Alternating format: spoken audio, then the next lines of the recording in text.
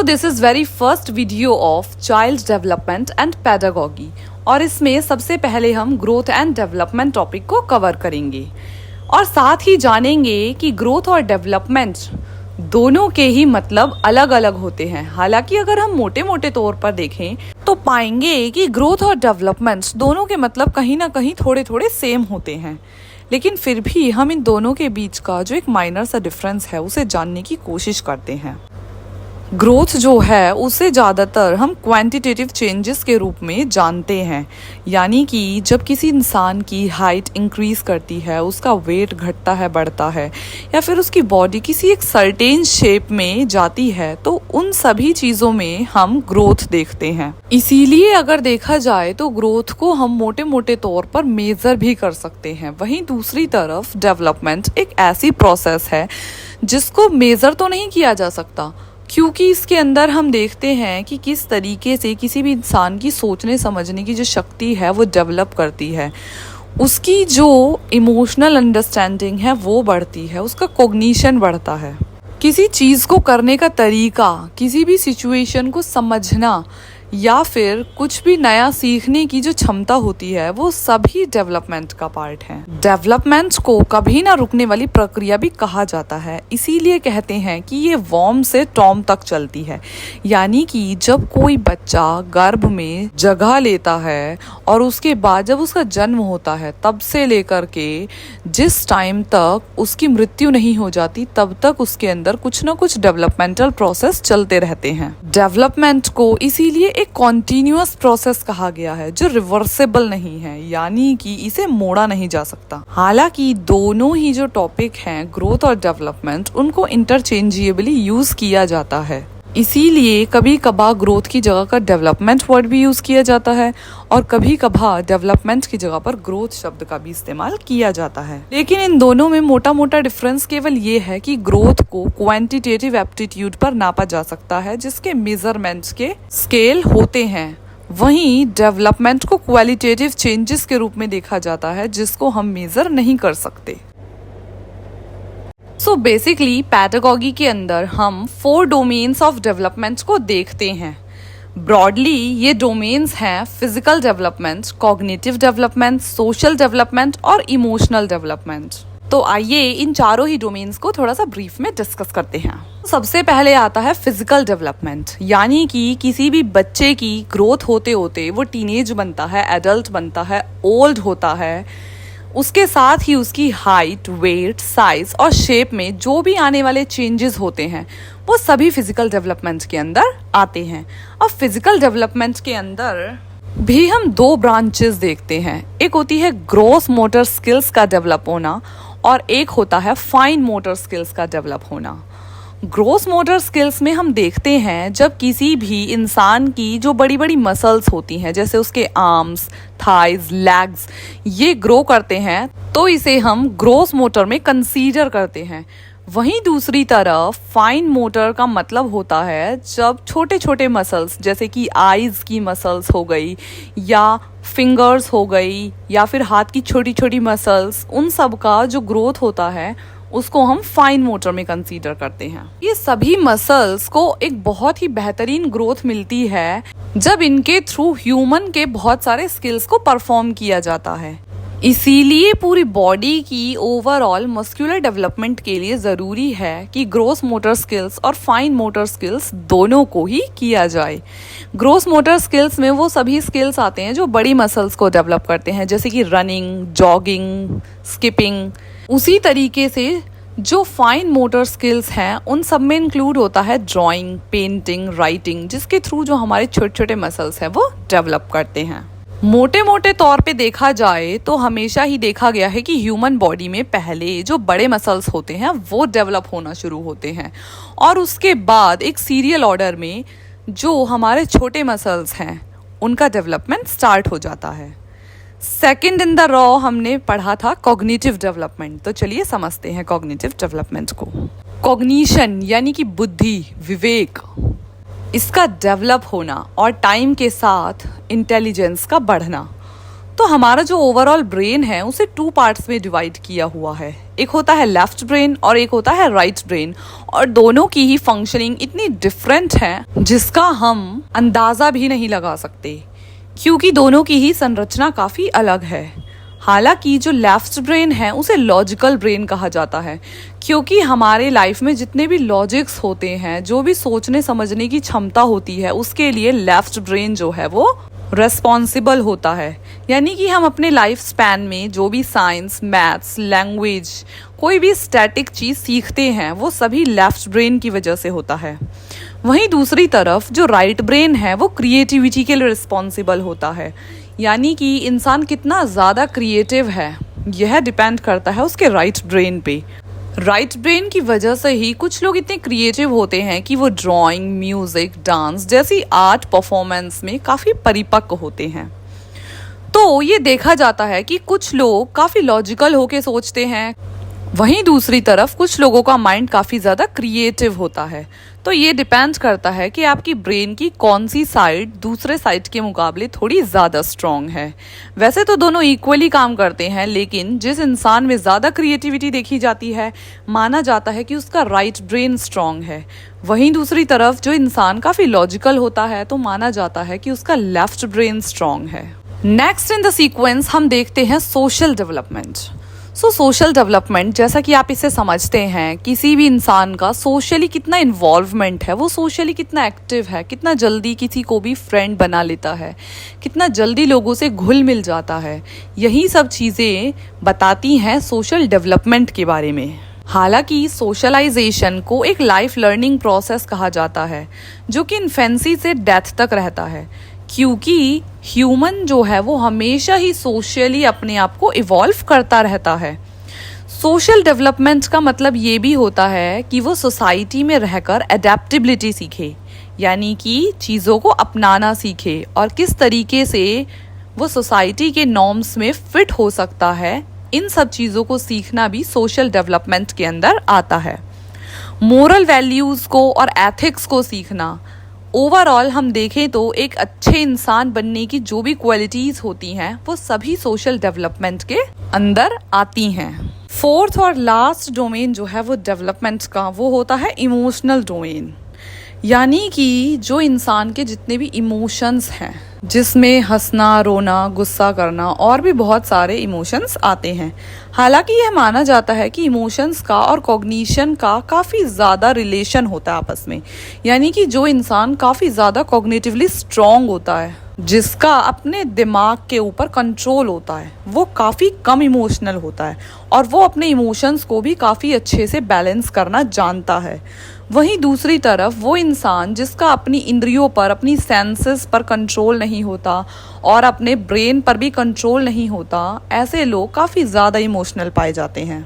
Emotional development सिर्फ इस चीज़ को दर्शाता है कि कोई भी इंसान अपने इमोशंस को किस तरीके से मैनेज करता है, क्योंकि जो इंसान अपने इमोशंस के बारे में अच्छे से जानता है वही उनको अच्छे से मैनेज करने की क्षमता भी रखता है।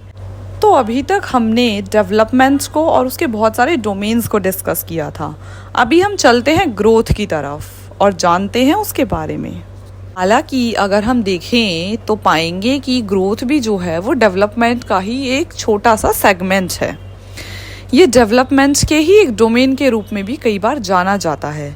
इसके अंदर हम देखते हैं कि किस तरीके से बॉडी में जो क्वांटिटेटिव चेंजेस आते हैं, जैसे कि किसी की हाइट, वेट, जो कि ऑलरेडी हम डिस्कस कर चुके हैं, उनका बढ़ना, उसी चीज़ को हम ग्रोथ कहते हैं।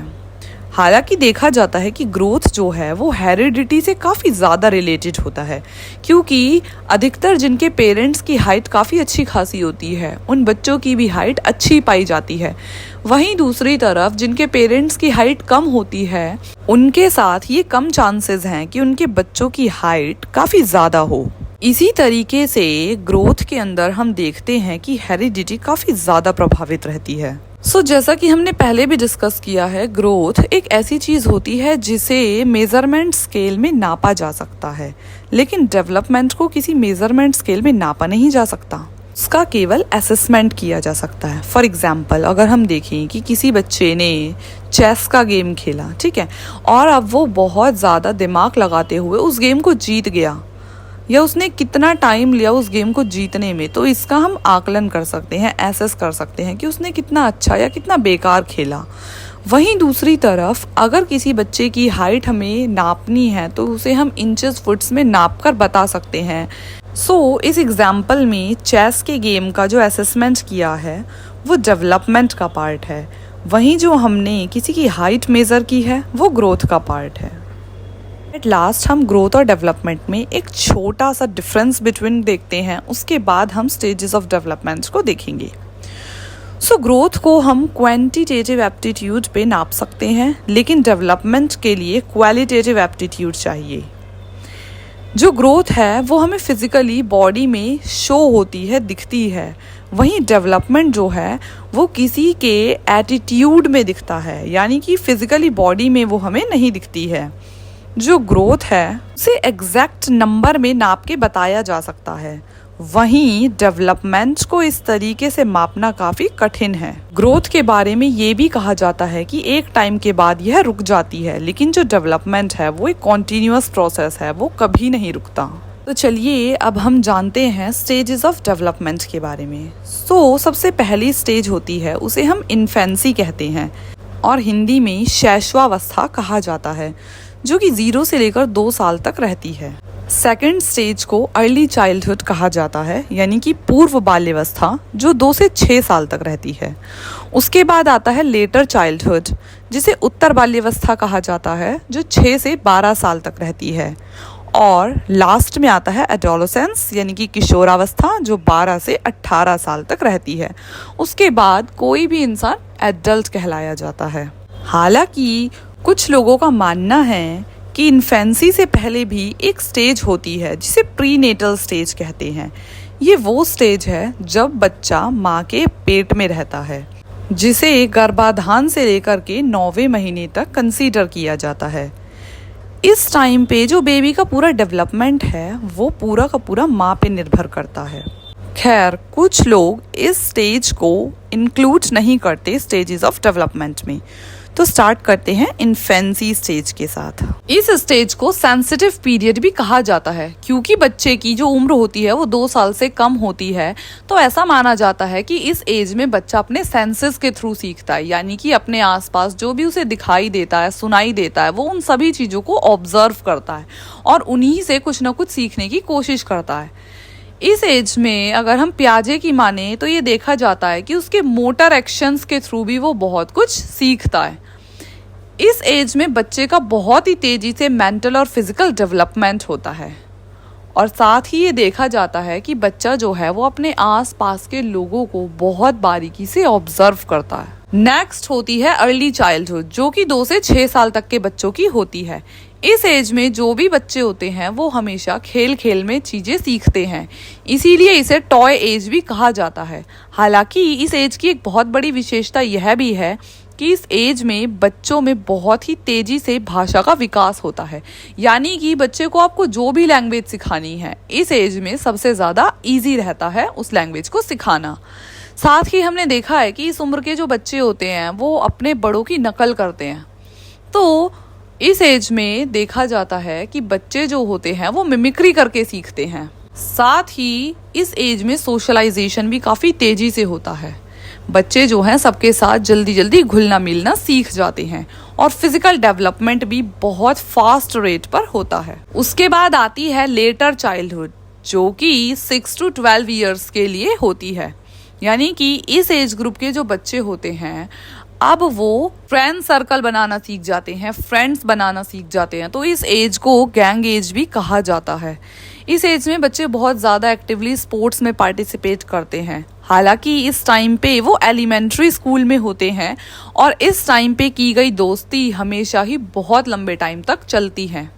हालांकि देखा गया है कि इस एज में आके फिजिकल डेवलपमेंट थोड़ा सा स्लो हो जाता है, लेकिन मोटर डेवलपमेंट काफ़ी फास्ट रेट पे हो रहा होता है, यानी कि उसके अंदर जो मसल्स हैं वो काफ़ी तेज़ी से स्ट्रॉन्ग हो रहे होते हैं, लेकिन उतना ज़्यादा फिजिकल डेवलपमेंट नहीं देखने को मिलता। और इसके जस्ट बाद हम देखते हैं कि एडोलेसेंस की एज आ जाती है, जिसे बहुत ही ज़्यादा सेंसिटिव टाइम तो माना जाता है, लेकिन इसके साथ साथ ये एक गोल्डन पीरियड भी होता है, क्योंकि इस एज में आके बच्चा जो है वो काफ़ी ज़्यादा अपनी आइडेंटिटी के बारे में सोचने लगता है। इसी स्टेज को एक ट्रांजिशन पीरियड की तरह भी देखते हैं, क्योंकि इससे पहले वो एक चाइल्डहुड की एज में था और इसके बाद वो एडल्ट बन जाता है। इसीलिए हम एडोलेसेंस को एक ब्रिज की तरह देखते हैं। इस टाइम पर बच्चे के अंदर बहुत सारे स्किल्स का डेवलपमेंट होता है, जैसे कि लीडरशिप स्किल भी इसी एज में सीखे जाते हैं। लेकिन इस एज की सबसे ज़्यादा नेगेटिव पॉइंट ये है कि इस एज के जो बच्चे हैं वो काफ़ी ज़्यादा इमोशनल अनस्टेबल हो जाते हैं, यानी कि अपने इमोशंस पे कंट्रोल ना होने की वजह से बहुत जल्दी गुस्सा कर देना, कई बार चिड़चिड़ापन और कई बार अपनी आइडेंटिटी को लेकर बहुत ही ज़्यादा इन्फीरियोरिटी कॉम्प्लेक्स जैसी प्रॉब्लम्स भी इसी एज में देखने के लिए मिलती हैं। साथ ही हम देखते हैं कि इमोशंस में बहुत सारे चेंजेस आने के साथ साथ ही बहुत सारे बॉडी में भी ऐसे चेंज आते हैं जो उस एडोलसेंट के लिए काफ़ी नए होते हैं और उनको अपनाना भी अपने आप में एक चैलेंज की तरह होता है। यह वो उम्र होती है जहाँ कहीं ना कहीं बच्चा सही और गलत के बीच में भेदभाव नहीं कर पाता और इसकी वजह से कई बार बहुत सारे बच्चे गलत दिशा में चले जाते हैं। तो यह बहुत सेंसिटिव एज है जिसमें चाहिए कि पेरेंट्स को भी एज अ फ्रेंड बनकर अपने बच्चे की सारी प्रॉब्लम्स भी सुननी चाहिए और उसके साथ ज़्यादा से ज़्यादा टाइम स्पेंड करना चाहिए, ताकि वो अपने पेरेंट्स के काफ़ी करीब रहे और कोई भी प्रॉब्लम होने पर उनसे चीज़ें शेयर कर पाए। साथ ही इस उम्र में ऐसे मेंटोर की भी ज़रूरत होती है जो सही और गलत के बारे में उसे समय समय पर समझाता रहे, और ऐसी मेंटोरशिप यदि बच्चे को पेरेंट्स से मिल जाए तो इससे अच्छा तो कुछ हो ही नहीं सकता। चलिए एट लास्ट अब हम डेवलपमेंट के थोड़े से प्रिंसिपल्स को डिस्कस करते हैं और देन अपनी वीडियो को एंड करेंगे। सो प्रिंसिपल्स का मतलब है कि वो क्या सब चीज़ें हैं जो डेवलपमेंट को इन्फ्लुएंस करती हैं, प्रभावित करती हैं। जैसा कि हमने वीडियो की स्टार्टिंग में डिस्कस किया था, डेवलपमेंट एक कॉन्टीन्यूअस प्रोसेस है जो कभी नहीं रुकता, यानी कि ये वॉर्म से टॉम तक की प्रोसेस है। और इसके साथ ही हम देखते हैं कि डेवलपमेंट काफ़ी ऑर्डरली यानी कि सीक्वेंशियल फॉर्म में होता है, लेकिन साथ ही हम देखते हैं कि डेवलपमेंट का जो रेट है वो पर्सन टू पर्सन वेरी करता है। यानी कि सेम एज ग्रुप के अगर आप दो बच्चों को देखो तो ज़रूरी नहीं है कि उनका इंटेलिजेंस और कॉग्निशन एक जैसा हो। उसी तरीके से हर इंसान का जो डेवलपमेंट की प्रोसेस है उसका रेट काफ़ी अलग होता है। कोई इंसान काफ़ी कम उम्र में काफ़ी ज़्यादा मैच्योरिटी को पा लेता है, काफ़ी ज़्यादा समझदार होता है। वहीं दूसरी तरफ देखा जाए तो कुछ लोग ऐसे होते हैं जो एक अच्छी खासी उम्र जीने के बाद भी उतना ज़्यादा संज्ञान, उतनी ज़्यादा बुद्धिमत्ता नहीं रखते। फिर हम अदर फैक्टर्स में देखते हैं कि डेवलपमेंट जो है वो हेरिडिटी और इन्वायरमेंट पर भी डिपेंड करता है। फॉर एग्जाम्पल, अगर किसी बच्चे के पेरेंट्स जो हैं उनके जो भी जीन्स होंगे वो उस बच्चे में ट्रांसफ़र होंगे और कहीं ना कहीं उनका प्रभाव भी उस बच्चे में देखने को मिलता है। साथ ही इन्वायरमेंट भी एक बहुत इम्पॉर्टेंट एस्पेक्ट है जो कि डेवलपमेंट में एक बहुत इम्पॉर्टेंट रोल प्ले करता है, क्योंकि बच्चा जिस तरीके के इन्वायरमेंट में पलेगा, बड़ा होगा, जिस तरीके का परिवेश उसे मिलेगा, जिस तरीके की परवरिश उसे मिलेगी, उसी तरीके से उसका स्वभाव भी होता चला जाएगा और उसी तरीके का वो इंसान बनेगा। इसीलिए कहा भी जाता है कि बच्चों को हमेशा स्कूल में हो चाहे घर में हो अच्छा इन्वायरमेंट देना चाहिए। आप उसे जिस तरीके से तैयार करना चाहते हैं उस तरीके की चीज़ें, उस तरीके के लोग उसके आसपास रहने चाहिए। और यह सब वो चीज़ें हैं जो कहीं ना कहीं डेवलपमेंट की प्रोसेस को इफ़ेक्ट करती हैं। इसी के साथ हमारा ग्रोथ एंड डेवलपमेंट का ये जो यूनिट है कंप्लीट होता है। आज के वीडियो में बस इतना ही। If you have gain some knowledge from this video then please do subscribe it, like it and share it with your friends.